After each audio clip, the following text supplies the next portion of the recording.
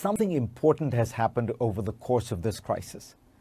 Estimates of expected deaths have gone down by a lot.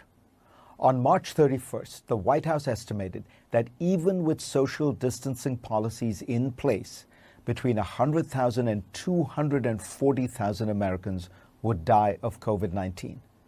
Dr. Deborah Birx, the White House's coronavirus response coordinator, said that that was, quote, our real number. Dr. Anthony Fauci, the nation's top infectious disease expert, recently indicated he now believes it will be more like 60,000. The University of Washington model, which has been cited by the White House, predicted on March 26th that assuming social distancing policies that stay in place till June the 1st, U.S. deaths by August would most likely be around 81,000.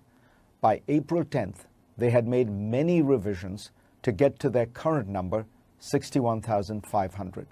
Stanford's John Ioannidis believes that we have massively overestimated the fatality of COVID-19. He told me, when you have a model involving exponential growth, if you make a small mistake in the base numbers, you end up with a final number that could be off 10-fold, 30-fold, even 50-fold. He points out that in some of the places with the best testing, the Diamond Princess cruise ship, the Italian town of Vo Eugenio, Iceland, Denmark, the numbers who are actually infected when adjusted for the U.S. population as a whole suggest a fatality rate that is actually similar to the seasonal flu.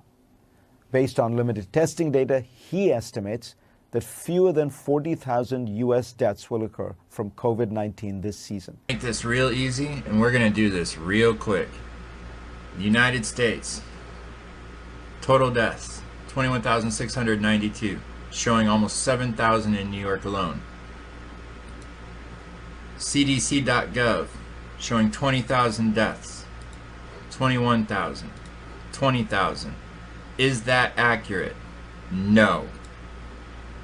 As of April 10th, that CDC.gov, the same website, had registered 4,984 COVID deaths.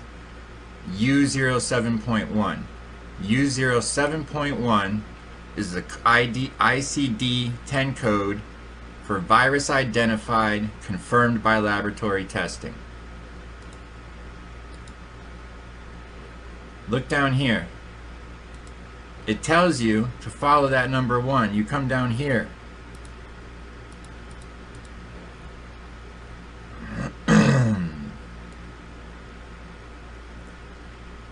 Right here, folks. It's right here in front of your face. Presumed. Coded to 7.1. 7.1 is not for presumed. 7.1 is for virus identified and confirmed by laboratory testing. To make this easier to understand, go ahead, pause the video, read it. I'm just going to roll to make it quick. It's the same thing you just saw. Go ahead, pause it, take a look at it.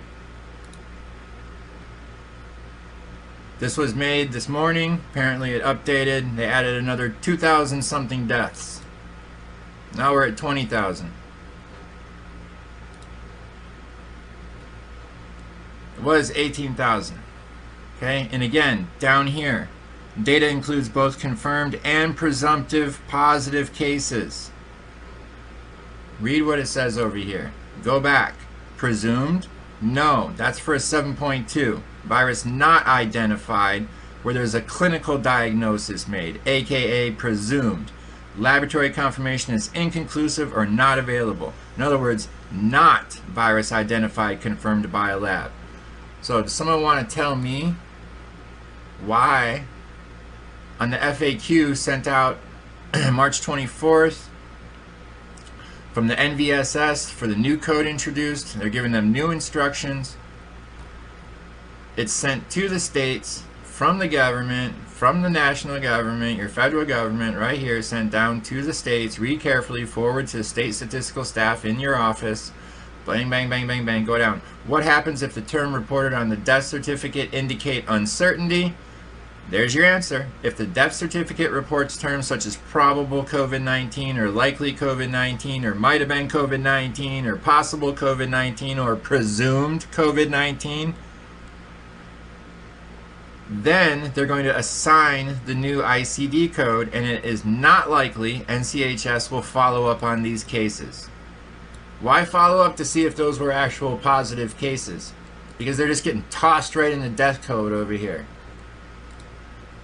Clear as day, folks.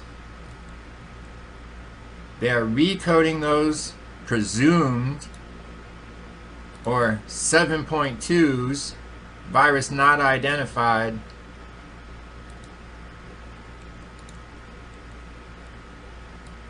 to 7.1. Have a great day.